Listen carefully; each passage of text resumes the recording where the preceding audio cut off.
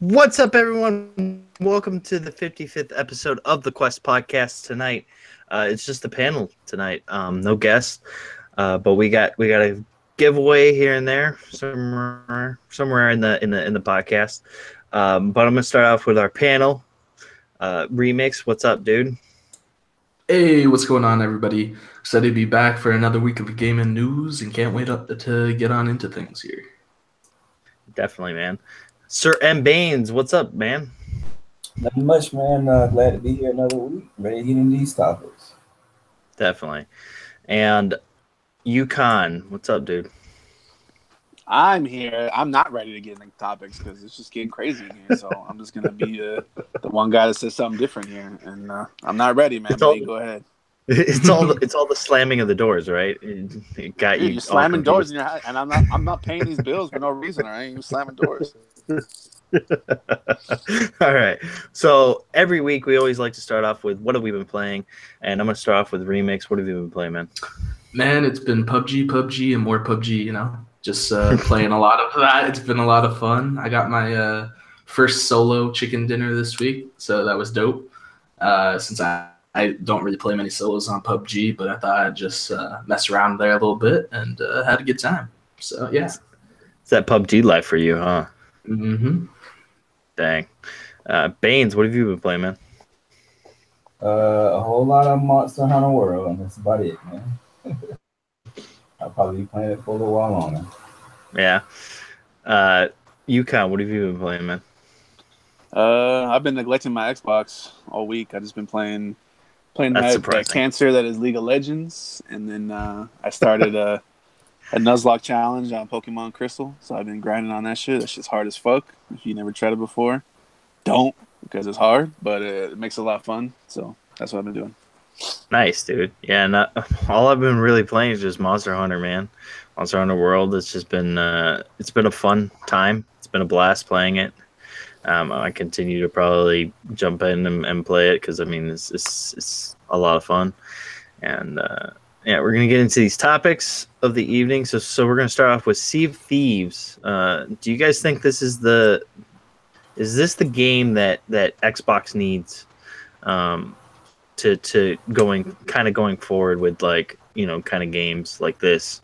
From the article. Game, yeah, Xbox does deem the indie game. Yes. Like I'm tired of going in every comment section and seeing the Sony fanboys jumping on and saying, "Oh man, we got all these exclusives, blah blah blah blah." Who gives a fuck? But just to shut them up, you know, let's get some good exclusives in there. Sea of Thieves isn't going to be a game that I'm super hyped for, but I'm hyped for the system and the community. Hopefully, it's a good game and it helps the system. Yeah, I agree with Leo here. I think it's just good to generally have a variety of genres in your lineup. I don't think Sea of Thieves is like the game Xbox needs or something. I think Xbox needs, like the two big games are real deep RPG and realistic story-driven narrative as well, kind of like an Uncharted. Those are the two games I'd say like Xbox needs that people on, say, the Sony side would want.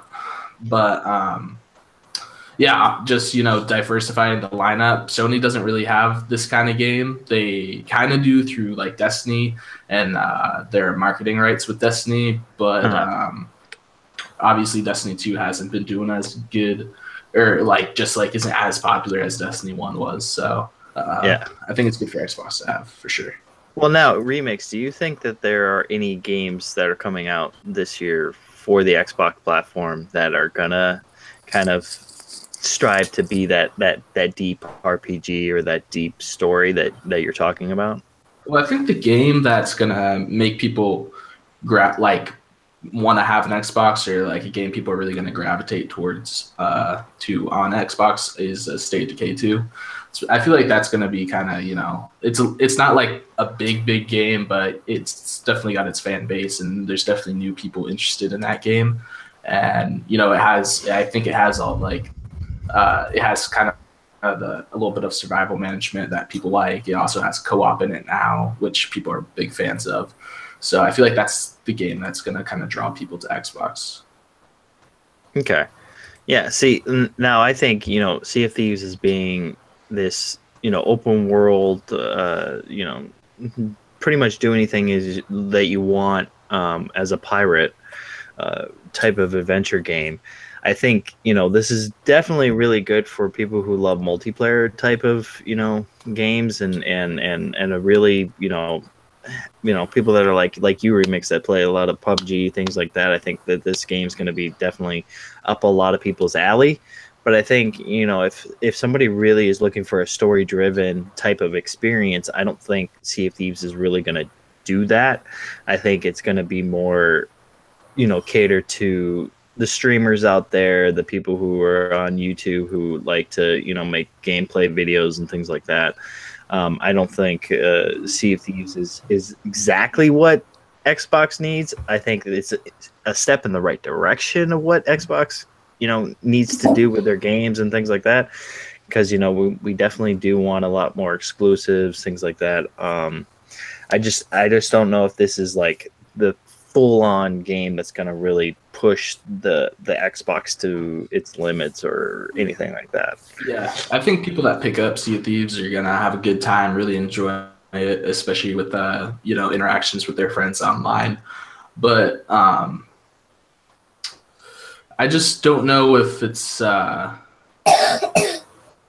how much longevity it's actually gonna have, how much depth it's gonna carry, and so I don't know if it's just gonna be like, oh, it's fun, we hop on it, and then we hop off, and the game just it's fun for 2 weeks, and then like nobody plays it except for maybe some like streamers and stuff, or if there is gonna be something there that actually pulls people in, because I don't think there will be much of a story. So if the story is not pulling people in, is the gameplay loop gonna be enough? And that's what I'm kind of like iffy on for Sea of Thieves. Well, that's what I think is it's mostly going to be the gameplay that's going to pull people in. It's not, because I don't really think I could see too much of a story here. Yeah. There'll probably be like quests with cutscenes and things like that, but I don't think that there will be like a full on like in-depth story for this game. I think it's mostly about taking your friends on a ship and just having fun and doing pirate stuff. Mm-hmm. Yeah, definitely. If you're looking for a story, it's probably you're going to be making your own story with your crew. I think Sea of Thieves, it seems to be catching a lot of buzz. A lot of people has gotten some good press. And if you think about it, most of the press, nine times out of 10, coming out of E3, they raved about that game, in particular, Sea of Thieves. It's nothing, I still don't think it's for me. I'm definitely going to give it another shot because, when we played. So I know there's a lot more stuff to do. So I'm definitely going to give it a shot again. But it's good for Xbox to have something like this. It seems like it's having some type of buzz, but we'll just have to see what happens. Yeah, well, that's the thing. Like, they come out and they rave about it.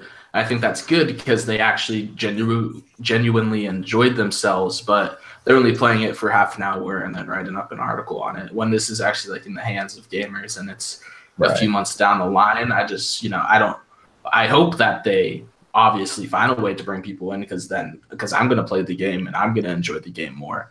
But I don't know if it is going to have something there to keep people playing it months down the line, Yeah, that's the big question there. Is this game going to have a lot of longevity? Is it going to have DLC that's going to push it to like WoW status or something like that? I don't think that'll ever happen, but time will tell to see what Weird does. But any other thoughts on Sea of Thieves? Nope. Alrighty, so Ubisoft plans to make less games for a decade after a decade of annual releases.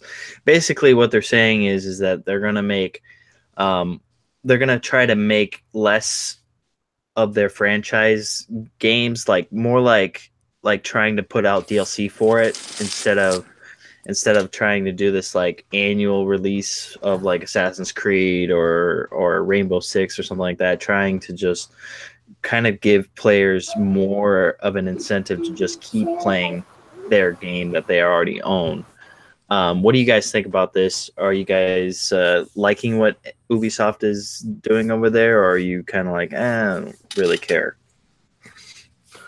Yeah, so I think it's a good thing personally. A lot of people really enjoyed Assassin's Creed. I think it really benefited from having extra time, and so if they're putting more time and resources into these games and making them better and more worthwhile, that's good for the consumer and good for Ubisoft because then they're seen as making good games, which a lot of the past Assassin's Creed, which they were pumping out every year, weren't seen as great of games because they had a lot of issues with them on release day. Also, Sea of Thieves, or not Sea of Thieves, Rainbow Six Siege, has coming out with constant content, and not only has it come out with more content, but the game has actually really improved over time. Like they've made servers for it and stuff. It's not just playing off other people's internet, so that's really good. And I think if they continue with that model, then they'll ultimately just provide us better games. And even though some people may be against it because of like Rockstar, has only made one game in like 5 years, but for Ubisoft, at least, I think it's a good model. Yeah, I think it's definitely a good model for them to put into their single player games, especially like they were talking about with Assassin's Creed and bringing DLC that we haven't seen before and things that we're probably going to be surprised about. That really intrigued me because I was like, man, Assassin's Creed Origins was probably if not my game of the year pretty much, except for I think it was Resident Evil 7 that was mine.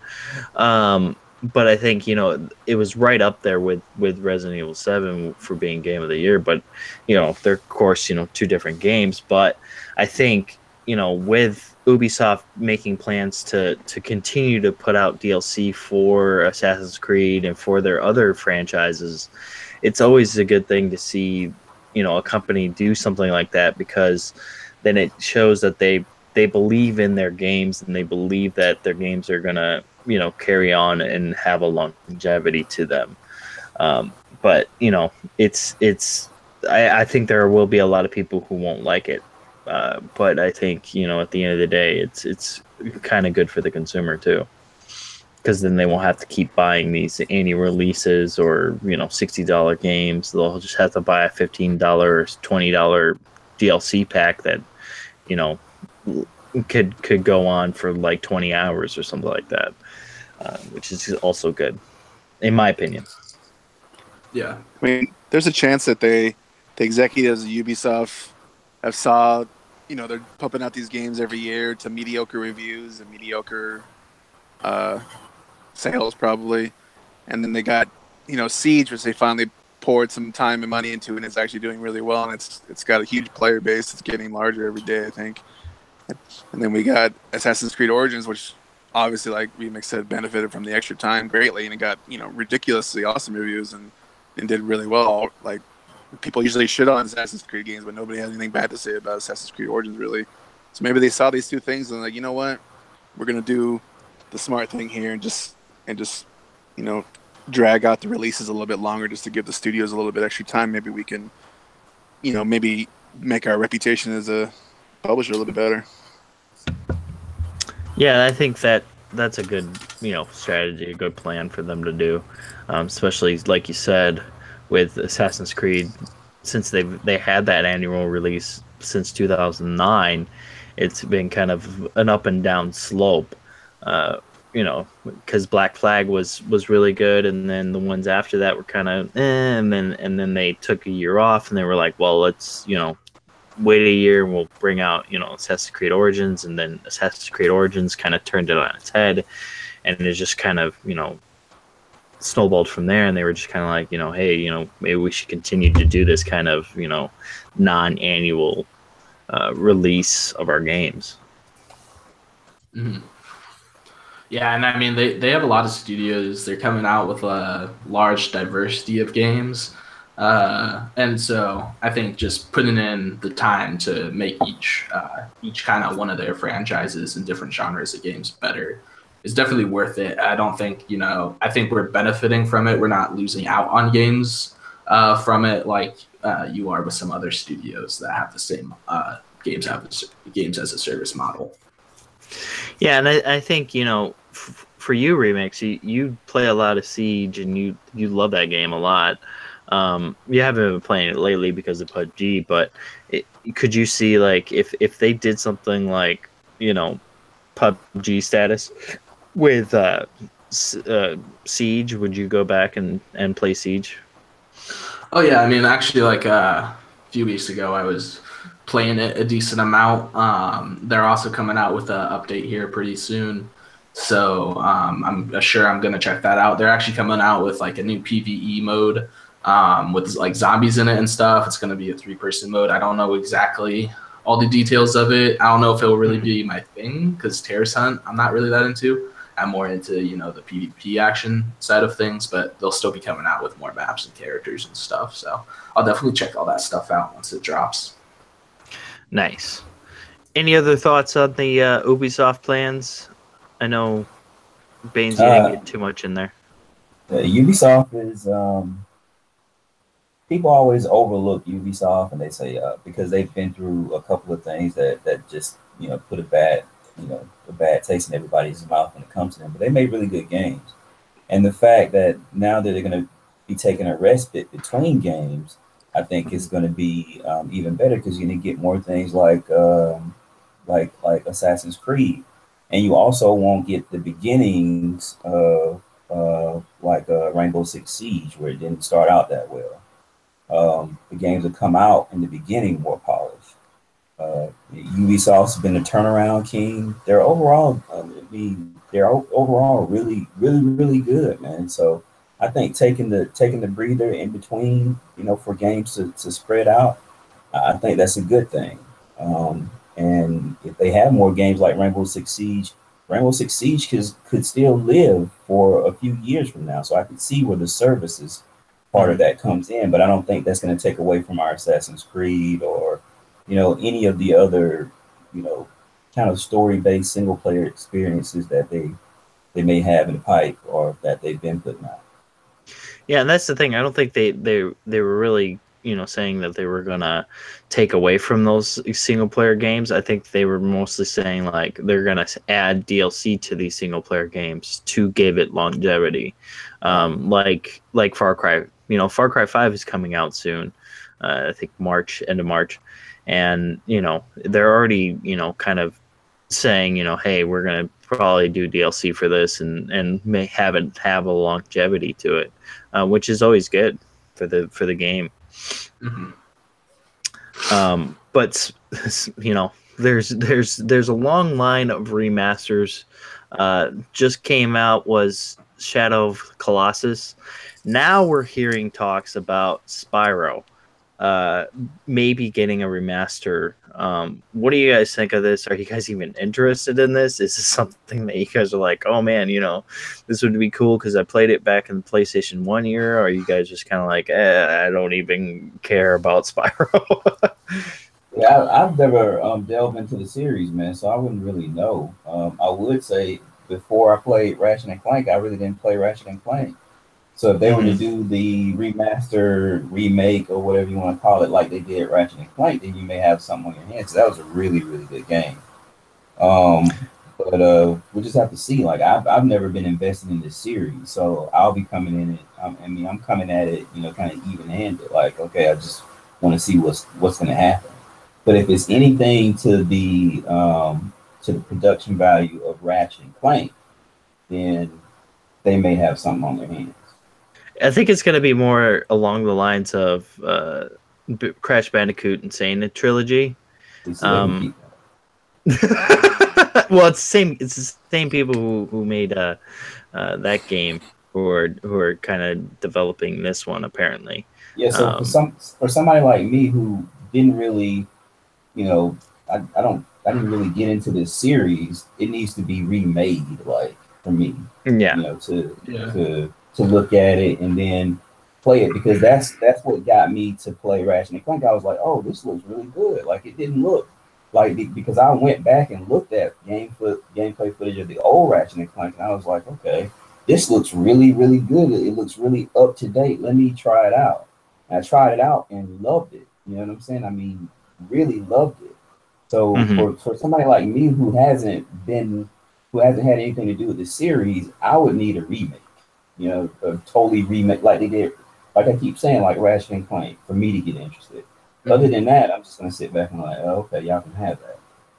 Yeah, I'm kind of on the same note as Baines because I played Ratchet and Clank, and that was really good. I hadn't played any of the originals before that, and so same with Spyro. I haven't played any of the games before, so it'd have to be a real remaster like that. I actually do believe that there's a fan like remake remaster happening right now that I saw a couple weeks ago. That looks pretty good, but so if there's anything along those lines, it might be interesting. But I also just want to see, like, they're making all these like just compilations of, you know, the Spyro games. Like, this is going to be 3 of the Spyro games, and then they have the Insane Trilogy with Crash. So I just kind of want to see them, you know, make new games for Crash or make new games for Spyro, rather than just kind of putting less time and effort in and still being really profitable. It just seems a little bit less consumer friendly. So I'd like to see them make like fully new versions of these games, you know? Yeah, and I think, you know, the whole remaster, you know, thing, I think this is going to continue until we see, you know, these games like get a new trilogy or a new iteration to the game. I think it's definitely, like you guys said, I think if it's a full-on remake, it'll be really good. Like Ratchet and Clank was, it was pretty much a full-on remake, and they did it from the ground up. They just took everything from the original and just made it even better. And you know, with this, it seems like, you know, Vicarious is kind of doing the same thing that they did with the Insane Trilogy, and that wasn't a bad trilogy. It was just that, you know, is it really something that, you know, warrants it to be a remaster or really warrants it to be a remake? But I think, you know, visually, they have to do more than just visuals. You know, it has to be like, you know, the mechanics of the game, the you know, the combat, things like that. You know, yeah, but if you mess with any of that stuff, then, you know, some people will get mad. Some hardcore fans want everything to be the same, and someone, you know, updated shit. That's why I think the best route to go is just making a reboot of the series or a completely new game, because then you can add those changes and you're still going to have hardcore fans that like the old stuff, but like it's more acceptable because it's not the old game. You know? Well, it's because they're trying to breathe more new light into these games. You know, like with Crash Bandicoot and then this one, they're kind of trying to, you know, bring people who haven't played these games into this franchise, and then hopefully maybe they can make another game or something like that. But I think, you know, like mechanics wise, I can't really see anybody being too upset about the mechanics being changed.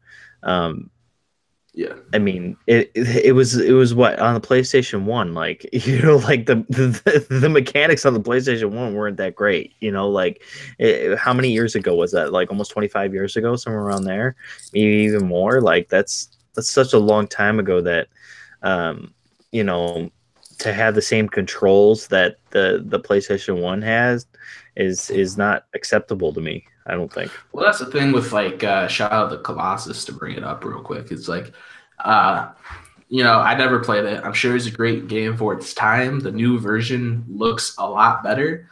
But if you had just made a second game, you could have done so much more. First off, the mechanics are going to be a little bit clunky and stuff because you are reusing the old mechanics. And secondly, like, we can just do so much more now. You could, you know, put more Colossus or Colossi or whatever they're called on the screen at one time, and you could just do a lot more with the game, which I think is what people would really want than just a remaster with a visual update of Shadow of the Colossus, because that's a beloved game, but it doesn't its mechanics now are just outdated. You know, before they weren't, but now they are. And so when people go back and play it with old mechanics, it's not the same, you know, nostalgic feeling as they would rather have. So, yeah, I think, you know, I can kind of get that, but at the same time, it's like, nostalgia is fine and dandy, but you need the new mechanics for this new hardware. You know, these new hardware and stuff that we have. Like we can't No, yeah, I have agree. this. We can't have this like clunky, mechanics that these old games have. It's just it's crazy to Yeah. think that people would even say anything about the controls of the game. Um, any thoughts on Spyro Yukon? I don't give a fuck about Spyro, but I do. I never. I'm not a PlayStation guy, so Spyro, Crash Bandicoot, Ratchet and Clank, they can all suck it. But I do think that these remasters of old series, it could just be a cash grab because they're relatively easy to make compared to making a full game. But they could also be a way to gauge if the fans are interested. I mean, there's a reason we haven't had a Spyro game in 10 years. There's a reason we haven't had a Crash Bandicoot game in all these years. For some reason they think they won't sell, so they make these little remasters, see if they sell out, people like them. Well, maybe they can get a green light on a new game. So I think we might need these remasters of old games if we want to get new games of certain series, not of everything, but as a general rule, I think that's the way it works. Yeah. And I think at the end of the day, it's Spyro. It's not going to be anything too grand to write home about, but I think a lot of people like those games. It does good. You could say the same about Banjo-Kazooie. Those games are little cartoony platformers, and a lot of people think those games are some of the best of all time. So I can understand people who like Spyro because Banjo-Kazooie is one of my favorite games, and I love the remaster. I thought it was really cool, but we didn't really get a new one off of that. We got some shitty new games off of Banjo-Kazooie, so I hope that doesn't happen to Spyro. Yeah, that'll be good. So Ni no Kuni came out with a new trailer. The Ni no Kuni 2 Revenant Kingdom came out with a new trailer. It looks cool. I mean, it was just showing, the city and like how it looked, and then they kind of showed off their collector's edition little collector's edition that they had. It looked huge though. I was just like, man, this is like a lot of stuff. Like this sounds like it's gonna be like $200 for this thing, because it just looked like they had a ton of stuff for the collector's edition. Did you guys check out the trailer, or were you guys just kind of like, I'm not really interested? I like the art style. Yeah, man. It was just kind of like, pretty, man. Go ahead, Leah. Oh, sorry. It looks beautiful. I mean, I'm disappointed that it's a PlayStation only game, but that's just my. I've made my bed. I gotta lay in it, but I gotta say it looks beautiful. I agree. I think it looks really beautiful, man. That game, when it was on the PlayStation 3, it was awesome looking. Of course, this one isn't made by Studio Ghibli. It's made by somebody else. The original was made by Studio Ghibli, and it was beautiful, really beautiful artwork in that game. So it's going to be interesting to see what they take with Ni no Kuni 2. Yeah, I mean, I think it looked cool just kind of showing out the town, but there was a point where I was kind of into this game, but now I'm just not really that interested, so I'm not really looking into it, and I'm just going to give this game a pass. So those are my thoughts. Is it not? Yeah, is it just? As far as myself, I've been more interested. Like I got interested toward the latter part of 2017, and I've just been waiting for it to come out. Especially since I played Xenoblade, even though I know they're going to be very different games. I'm thinking like this is giving me that vibe like it's going to have a deep enough story like Xenoblade had. And I really, really enjoyed that story. So I've been really looking forward to Ni no Kuni. I'm definitely picking it up day one. Yeah, I think I don't think I'll pick up Ni no Kuni right off the bat. I think it'll be something that I'll pick up down the line a little bit, probably in the summertime when there's not anything coming out. Well, I think it actually comes out in the fall, right? Something like that. It comes out in March. Does it come out in March? Okay, well then when it comes out, I probably won't get it because I think there's Far Cry 5 coming around in that same time. So I'm like thinking to myself, well, I'll wait, maybe see if there's anything else that are coming out like in April, maybe May or something like that, and then maybe pick it up then. Hopefully by that time it'll probably be on sale by then. But I think it's Ni no Kuni too. Now, It looks good. Are you really gonna play like Far Cry 5 when it first comes out? Oh yeah, dude. Yeah. I am. I don't know, man. I've been kinda I'm pretty excited for Far Cry 5. So. It looks exactly like Far Cry 4. Like they literally Yeah. didn't even upgrade the graphics. It looks like the same game in a different location. I understand it's gonna have the same kind of mechanics, etc. Like the Far Cry series has its thing, but it really looks like the same exact fucking game. Exactly, Will. And that's what I've been thinking about as we've gotten closer to this release. I'm thinking like, at first it was like they're gonna have we were thinking, well, we know they're gonna have a quirky story. It's the story's gonna be different, but I harken back to the fact that these Far Cries, even when you took the Far Cry what was the one that went back to the cave? Primal. Primal, Primal. Yeah, Primal. It still felt like Far Cry. You know what I'm saying? And they don't really change anything. Far Cry is gonna. Far Cry is gonna play like Far Cry, just like Assassin's Creed. I'm going to play the game I'm going to play the game at some point in time. I'm not excited for it. You know what I'm saying? Like, it's just not. It's not the one that I'm gonna pick up and play the day one it comes out. It's too familiar because Far Cry 3, Right. They changed the series a little bit from 2. They expanded a little bit. Far Cry 3's obviously got a great story. Everybody knows it. It's one of the good games. But then we got 4, and it tried so much to beat 3. It was too familiar. And then Primal was even more familiar. It just felt like a mod of 4. And now we got this that looks like the same exact thing. Like it could have been a DLC for the game. And I think they needed to change it a little bit more to get it. It feels lazy to me just by looking at it personally. So I think I'm obeying. I don't think it's going to be a day one for me. I'm probably going to wait it out, play it maybe eventually if I get nothing else to play. Yeah, for me, the Far Cry 3, one of my top games of all time. Like definitely one of my top 360 games.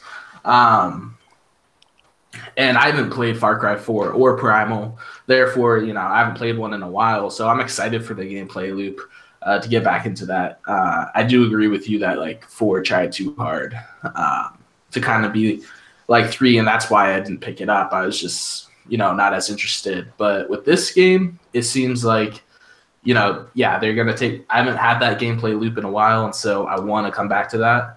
Plus, they're going to have co-op, which could be kind of fun. They also have, the NPC that you kind of carry around with you. They have some of the mechanics from Primal with the animal training or whatever. I don't know exactly what that is all about because I didn't play. Yeah. But so they're bringing that into it. So I feel like they have like enough new content for me at least coming from just the third one a few years ago. It's been a while now coming into 5. Like I'm pretty excited for that.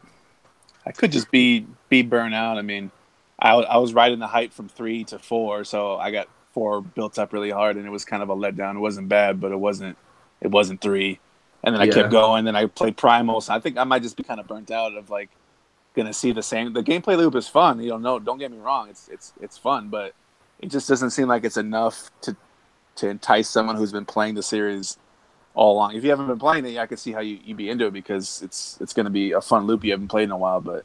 Since I just played the last 2, I don't know. We'll have to see. Yeah, and as I've said many times, like Far Cry, it's good at creating a really good and interesting bad guy, but the storyline, the rest of the story has always been pretty shitty.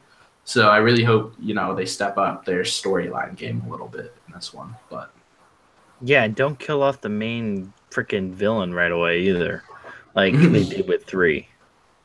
Like, really? But yeah, I mean, I'm excited for Far Cry 5. I mean, I don't know if I'm like on the same boat with Remix. I'm a little bit more on the fence about it too, but I think I haven't played it in a while that I'm like jonesing to play some Far Cry. So I think it'll definitely be something that I'm gonna pick up day one. But so THQ Nordic acquires Koch Media, who owns Deep Silver, and this could be a good thing because Deep Silver has been making the Saints Row series, and now Saints Row is going back to THQ Nordic, which THQ started the Saints Row franchise. So what do you guys think of this? Is this a good thing? Is it is it this a step in the right direction for THQ Nordic? I mean, it seems like THQ is coming back, and it looks like they're trying to acquire, their games, their franchises back, which is good, in my opinion.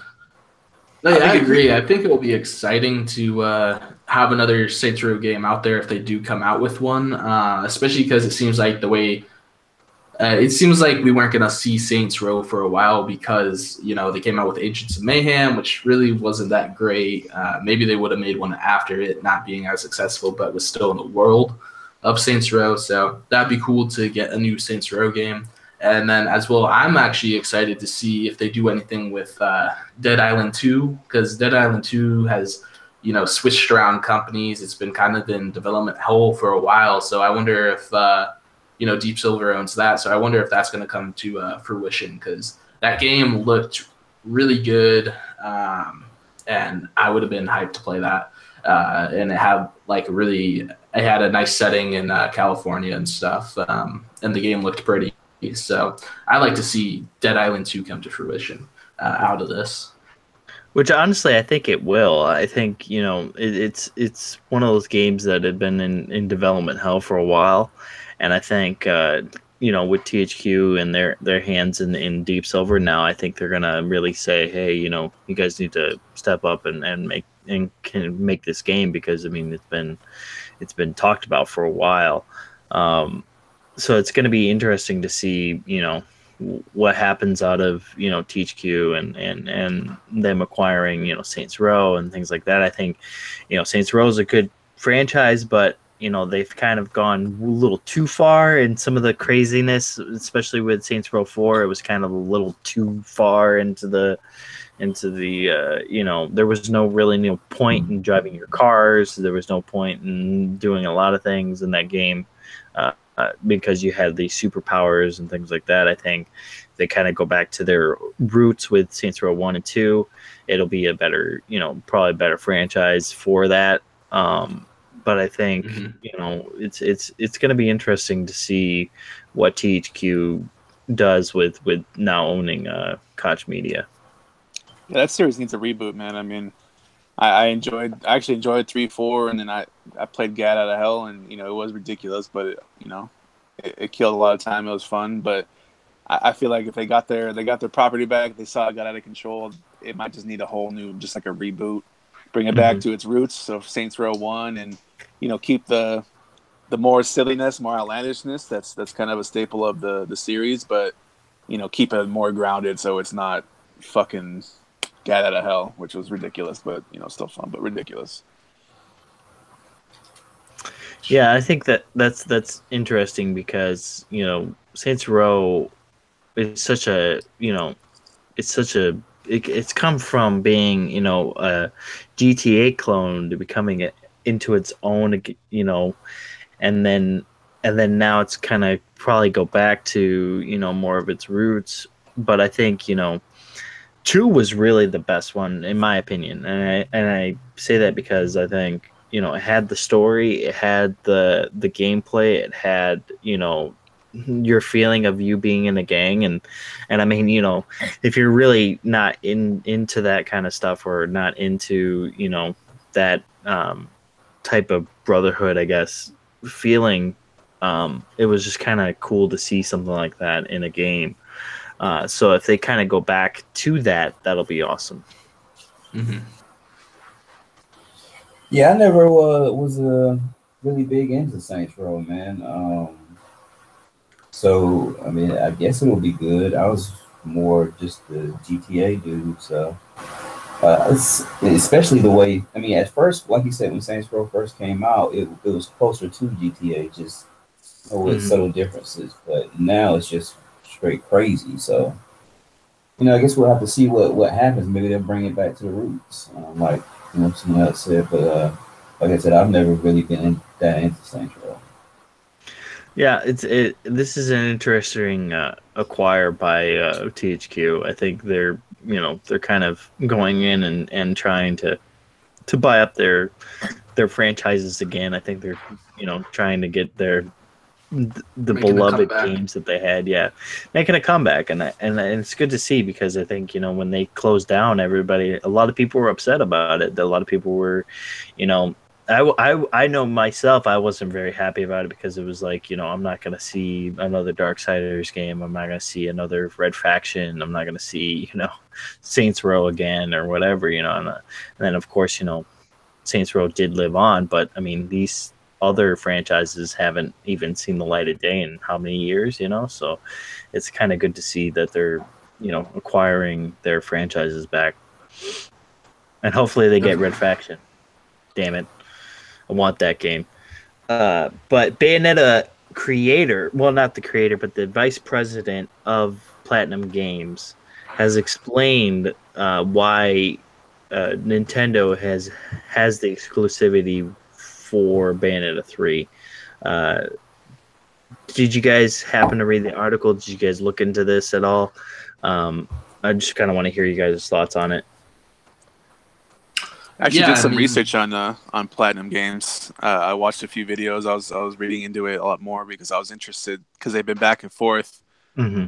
They had some really great games, and then they had some games that have just been complete fucking garbage. Like they're like they had that Avatar game that was pretty bad. They had that Teenage Mutant Ninja Turtle game that was pretty bad.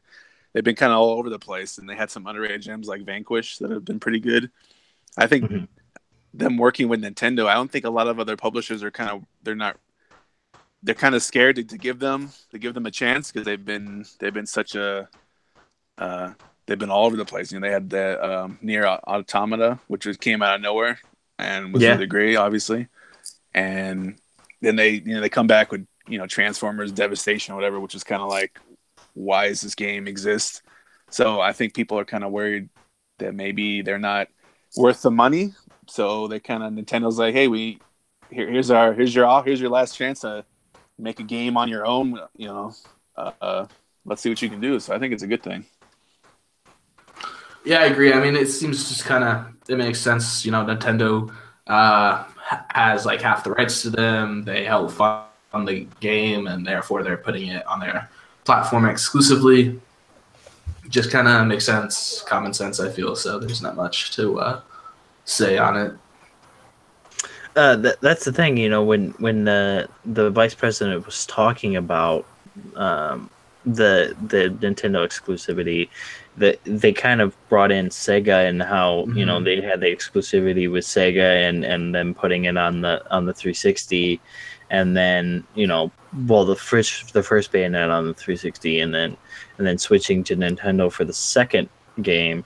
They kind of went into detail on why they did that, and they felt that Nintendo was going to give them what they actually I think Nintendo approached them and said hey, we would like to make Bayonetta 2 exclusive for our console, and Platinum Games is like, yeah, let's do it. And then they also went into the cancellation of Scalebound, which kind of tugged at my heartstrings, because I was actually looking forward to that game, and it was kind of like, man, it's too bad that they had to cancel it. But I think if they continue to put out these better games like Nier Automata and Bayonetta and things like that, I think in the long run they'll become a better company for that. But I think if they continue to make games like Teenage Mutant Ninja Turtles or Transformers Devastation, it could go bad for them, honestly. Yeah. Any thoughts on that, Baines? I'm just happy that it's coming to the Switch. Of course, with the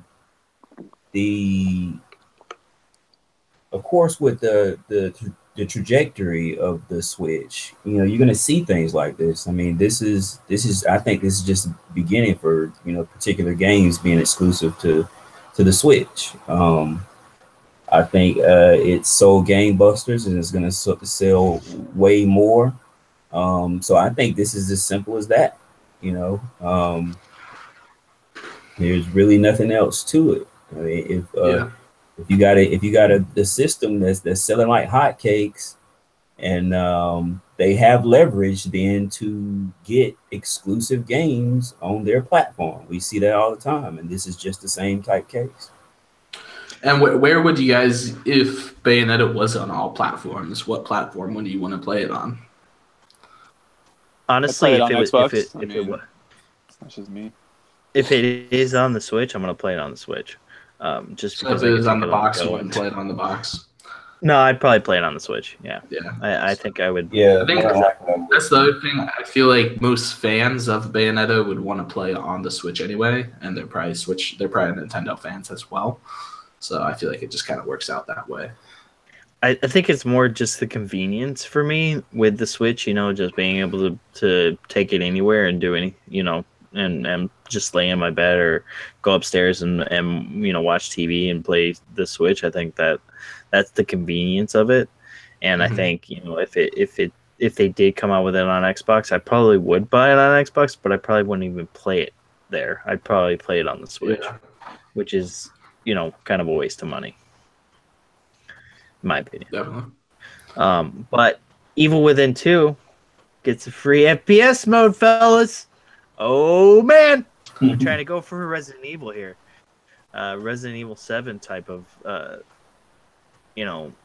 game mode. Well, yeah, Resident Evil 7. I think they should might as well do 7 game mode because they say it's scarier this time around when you have it in the FPS mode. About getting that free update. Yeah, I think this is putting them in a position to make this a VR, I guess you would say port at some point in time too. Yeah, especially because actually that's a good point, Baines, because Bethesda is making all their has started to make like Fallout 4 and Skyrim and stuff VR too. So yeah, so this is probably just the first step in going that way.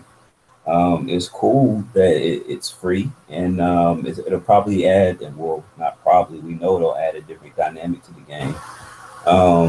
So I mean, I think it's cool. I haven't played it yet. It's queued up and ready to go, but when I was about to play it, I started Monster Hunter and hadn't looked back. So, so you haven't even finished it yet? I haven't started. Period. Oh, really? Oh man, right. It's a good one. It's really good.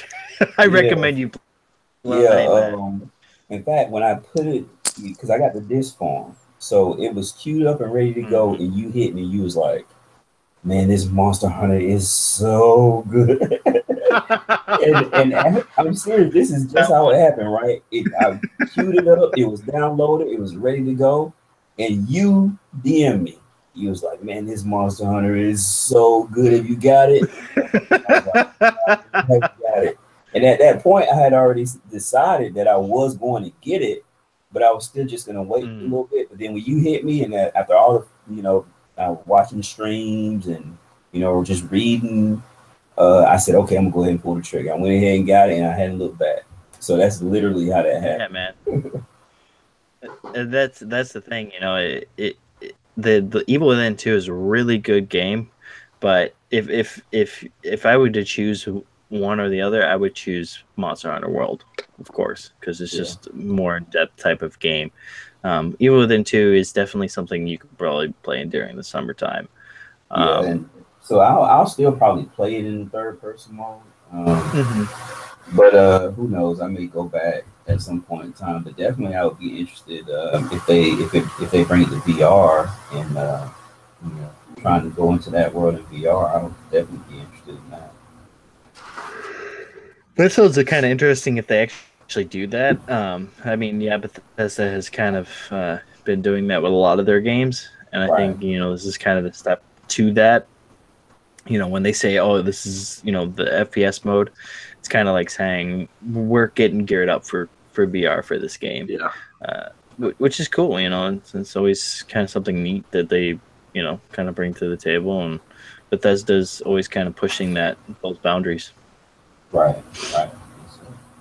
But I don't think I would go back and play the Evil Within 2 FPS. Even though I heard it's scarier, I don't think it's already beat the game. It's probably most definitely scarier. Yeah, because I mean, even I haven't played the even game yet. I'm definitely gonna play it. I love the first one. I thought it Yeah, was the kind of first a one's really good. kind of a boy. sleeper hit because it It just kind of was. came out. No one really talked about it, and I was like, "Damn, this is actually a really fun game." It kind of brought Yeah. back the horror genre before Resident Evil, like fully brought it back and made it fucking awesome again. So I think that it's cool that Evil Within first one kind of led the way to making horror cool again, and then Resident Evil brought it back, and now Evil Within 2 is kind of following like it's kind of like a circle. I kind of like that. So when I do get to Evil Within 2, I think I'm definitely gonna try the first person mode just because why not? I liked it in Resident Evil, it worked really good, and I heard it's there's no issues with it in Evil Within 2, so sounds like a good way to experience the game the first time. And then to that point, to talk more about the first one, like I was really disappointed. Like when after I played it, I was disappointed that a lot more people, were so put off by the way it was set, the black borders or whatever. Of course, when I played it, that was out by then. But they let that keep them from a really good game, man. That game was really, really good. That game's incredibly underrated, man. It really is. Yeah, it really is. So definitely looking forward to playing part 2. Like I said, I just had this big bump in the road before I started to play it. So I'll definitely get back. Well, I even go back to it and. I even think that Evil Within 2 is a little underrated as well because I don't think it sold that much when it came out. So I think really a lot of heard people a whole lot kinda, about it, like critical reception compared to other games. It's kind of been flying on the radar too. Yeah, it's kind of fell under there, and it's like a sleeper hit like the first one. I mean, if you guys haven't played Evil Within 2, definitely go out and pick that up, man. It's an awesome game. And that's the thing about Bethesda, it's on all platforms. Bethesda really has a lot of sleeper hits that don't get a lot of critical acclaim or a lot of people talking about it. But I think Bethesda keeps going. Really good. Yeah, I think Bethesda kind of keeps going because they really have a fan base of just Bethesda as a whole. Like they have Skyrim and Fallout and all that fan base too, but they have just purely Bethesda fans as well that are really dedicated to their company and buy all their games too. So I think that I hope they keep it going, man, because they make really, really good games. Really good. Yeah, they definitely make good games. But talking about making good games, CD Projekt Red makes some of the best games, and Cyberpunk 2077 may be getting a new trailer soon. What do you guys think about this? Are you guys even interested in Cyberpunk 2077? I'm tired of hearing about it. I just want to see the trailer. Let's see what we got. Let's see what we're working with here. The hype, like when we're talking about hype games, we're talking about the remake of Final Fantasy VII and then Cyberpunk right underneath it. Like these are games that people talk about all the fucking time. Kingdom Hearts fucking 5 or whatever number it's on. All these games that people talk about constantly, hype them up to beyond and further than that. I'm just ready to see something from them. I mean, more than a fucking emoji on Twitter, man. I'm ready to see something. Right. Yeah. That's the thing. We don't have like jack shit on Cyberpunk. It's just all, CD Projekt Red hype happening right here. And, excited to see, what they bring to this time period of 2077. So I'm really excited to see a trailer on it because, we've been talking about it a little bit, but there ain't really shit to talk about other than, hey, we're excited and, we obviously have high expectation after The Witcher 3. So let's see what it's all about. And I really just hope it's a gameplay trailer and not a CGI trailer, man. That's what I hope. Yeah, I want to see some gameplay trailer. And I want to see, I want there to be a little bit of world building. What kind of world are we going to be in? Like, I know we're in a dystopia 2077, and it kind of, in the article, it kind of said that, the common population is trying to use new advanced technology to kind of fight the elite or the people at the top of the food chain. So I want to see how, a little bit of storyline, how that's all going to play out. I think the bigger story here is just like CD Projekt Red is really sitting at this point where you can kind of say like it's almost like they're so good they put themselves on the chopping block, right? Because if Cyberpunk doesn't live up to The Witcher, but they're gonna get trashed, right? So I'm so excited for this game because of The Witcher, but I do want people to kind of like keep it in perspective. Like The Witcher was a generational game. You know what I'm saying? Like you can't expect them. You didn't expect them to make another generational game, even though Cyberpunk 2077 will probably still be a great game. You know what I'm saying? I just think that The Witcher was so great that it kind of puts them on the chopping block unfairly, but it does. Yeah, The Witcher 3 I totally agree with you. 2 games before it to build up to it. They learned a lot during those games. They had systems to build on. So by the time they get to the third one, obviously it was going to be pretty decent at minimum, but then they went above and beyond because they're a good studio.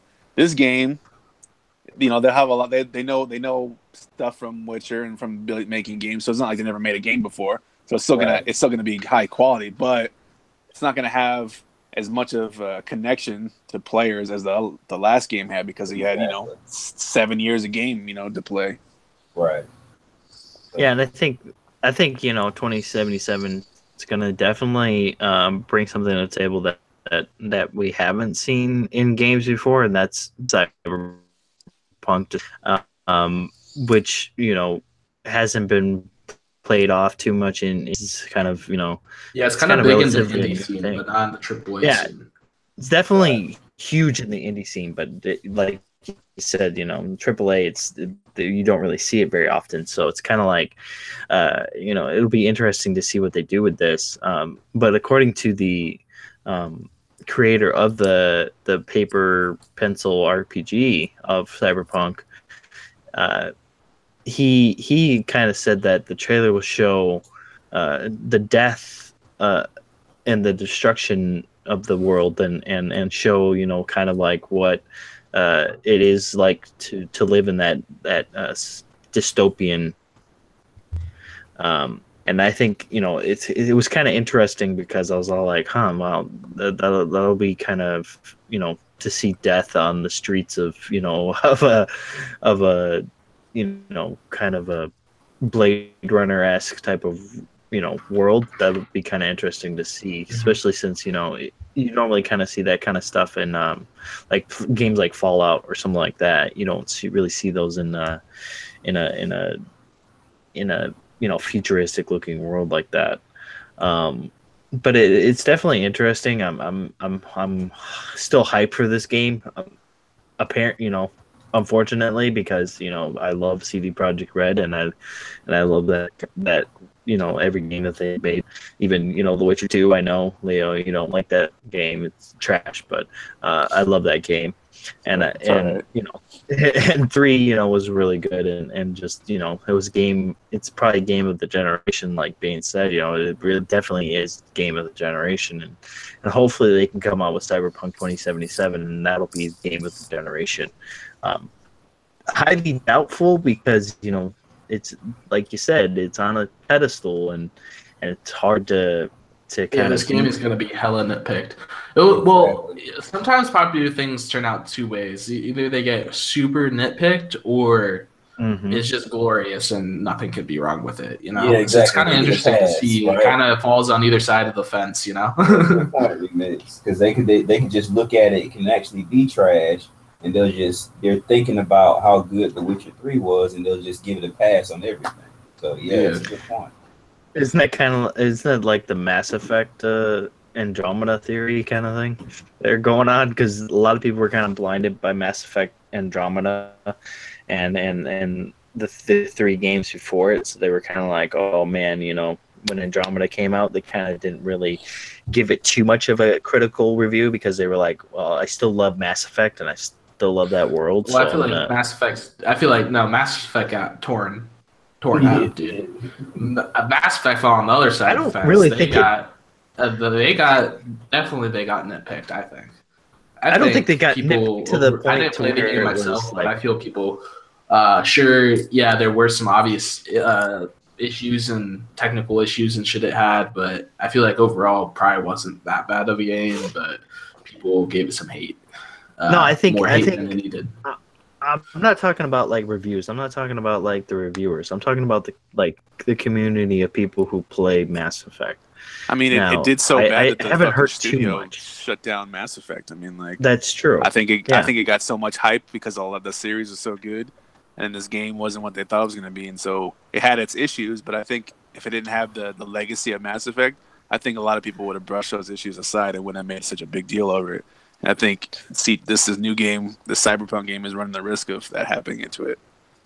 Yeah, that's what I'm saying. Games could either, be praised or overly hated for being having a good either, studio reputation or franchise reputation, Yeah, Like, definitely. falls either way. Any other thoughts on Cyberpunk 2077, fellas? Nope, other than just, excited to actually see something on it. Yeah, I know. That's the biggest thing is actually being able to see something, like I would like to see gameplay. That would be awesome. But who knows if we'll see that. But we are gonna get out of here, everyone. Wait, what about your Monster Hunter? Oh, I know. You always ruin it. Why you always ruin it? Well, why you you gotta ruin it, bro? we're getting out Why of you here. gotta I ruin just it? wanted to make sure. Okay? You've forgotten shit before. So. Well, Remix is right. Before he ruined it, we have a giveaway going on.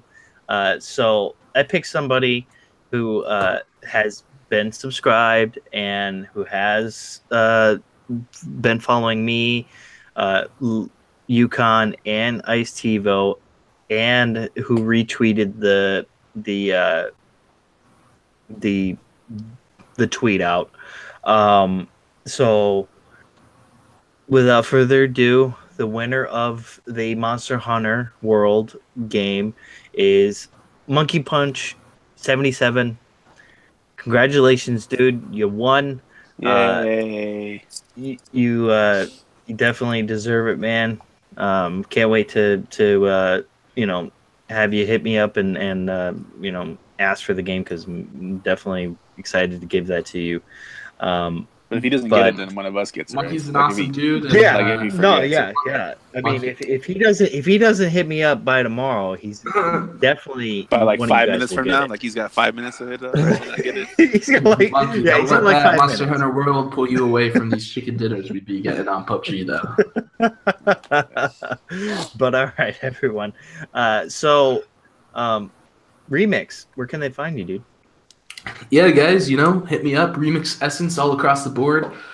Twitter and Xbox and whatever. So hit me up and, let's play some games. Yeah, definitely, man. Yukon, where can they find you? I'm Yukon Corns on Twitter. I'm Yukon Cornelius on Xbox, talking shit, chasing Chivos, chasing all kinds of shit I shouldn't be. Should be wasting time, but here I am playing games. So see me on there. It was a good show. And the winner of tonight's giveaway, you have to hit me up on Twitter, not on the comments in the YouTube. You have to hit me up on Twitter, and I'll get that to you. But Baines, where can they find you, dude? Xbox, PlayStation, and Twitter, mbanes99, and I enjoyed it, fellas. Thanks everybody for coming out. Definitely. And I was your host for the evening, Dark Animus. You can find me on Twitter at the same name. You can also find me on Xbox Live.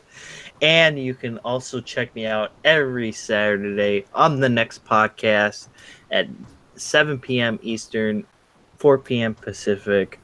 And you guys can also find me here every Thursday on the Quest Podcast. But yeah, everyone, thanks for coming out tonight. We definitely appreciate it. Hit that like button and subscribe. And also go check out our Facebook page. It's in the description below. There's some good stuff on there. There's some funny stuff on there. So go ahead and go check it out. And maybe if you feel like it, hit that follow button. All right. Have a good night, everyone. Peace.